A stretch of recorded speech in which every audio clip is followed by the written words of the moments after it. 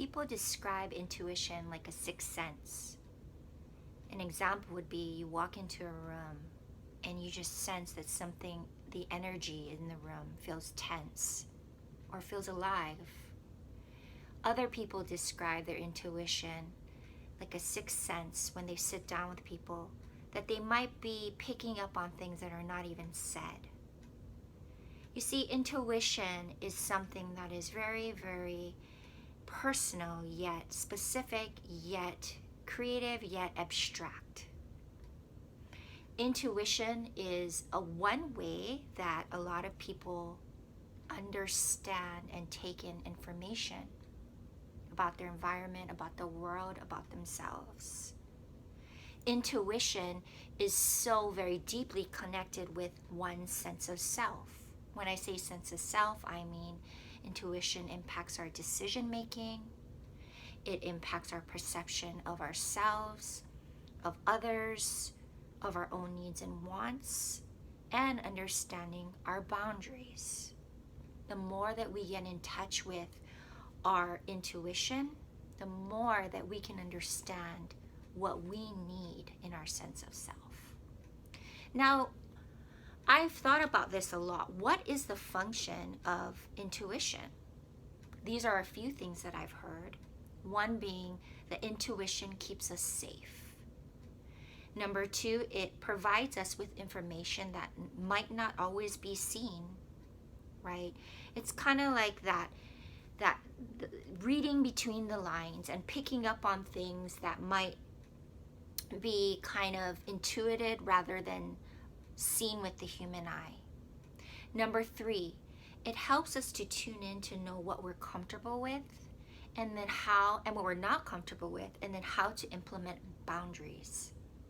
Number four, a function of intuition I've heard is that it helps us to relate and how to understand and connect with others. It might help us to intuit that somebody is sad or happy or feeling frustrated. That is our way to then respond and connect. Now, what happens with intuition and trauma? A lot of times, because trauma is a violation to oneself, trauma can be a violation on many levels. But what usually, now not for all, but usually a person that has experienced trauma or chronic trauma will have a really hard time honoring and trusting their intuition. Now, also, there may be other things that a person might have gone through as far as questioning their intuition. All of these experiences kind of shape how we relate to ourselves, how we relate to our intuition, and then how to understand how we use our intuition to benefit us.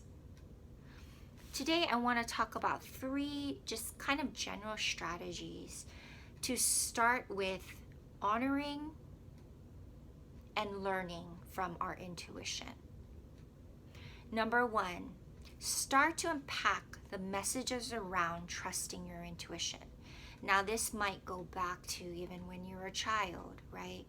As a child, when you spoke out in your family or when you spoke out at school, what was the feedback or response? A lot of times when we are shamed, right? For example, don't think that way, or why are you acting like that? You're wrong.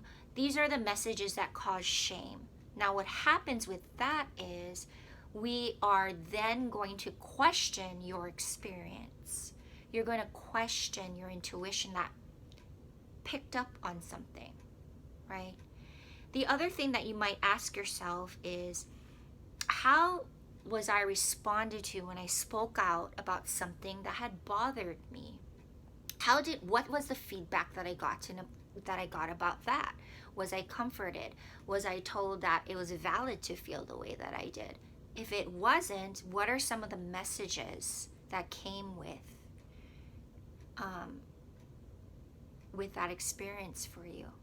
Now, gaslighting, shaming, these kind of um, these kind of tactics, a lot of times what it will target is our perception, right?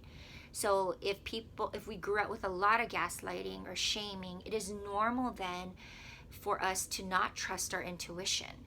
People I know may shut it down, they may question it, they may fight with themselves. Whatever it is the case, it is really important. Step one is to unpack the messages that we received in trusting and listening to our own intuition. Number two, spend about focused amount of time every day, whether it be 10 to 20 minutes, 10 to 15 minutes every day, just listening to what your intuition says. I want you to really get reacquainted with your intuition. Start asking yourself questions like, what does it feel like? Where am I feeling it in my body? What color or image would I give to intuition? What purpose does it serve for me? These are ways that we can start to get reacquainted with our intuition so that it becomes more alive in us, so we become more in tune with it, so we can recognize when our intuition is speaking and what it is saying. Number three,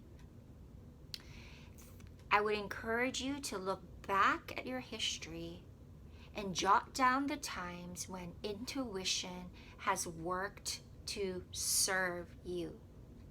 When has intuition protected you? When has intuition worked to keep you safe? When has your intuition been able to help you in certain situations to navigate through that? When did you start to feel that something was off with your intuition telling you that? And how can you start to say, my intuition was trying to tell me something here. This is the purpose that it served for me, and it was trying to help me. Okay? So again, the three things. Start to unpack the messages around trusting or not trusting your intuition. What were they? Number two, spend focused, intentional time listening to your intuition and getting reacquainted with that. And number three, think back at how your intuition has served you, has helped you, has protected you.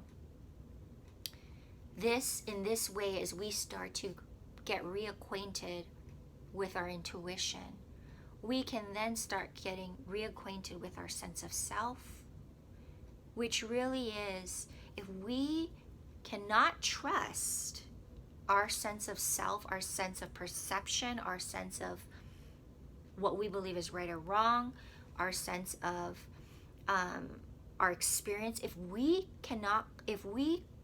have a hard time trusting that,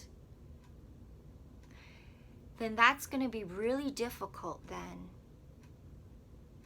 It's going to show up in a lot of other ways in our life. So as we journey through this creative process, I thank you. And if you have any comments below, I would love to hear from you how you listen and honor your intuition.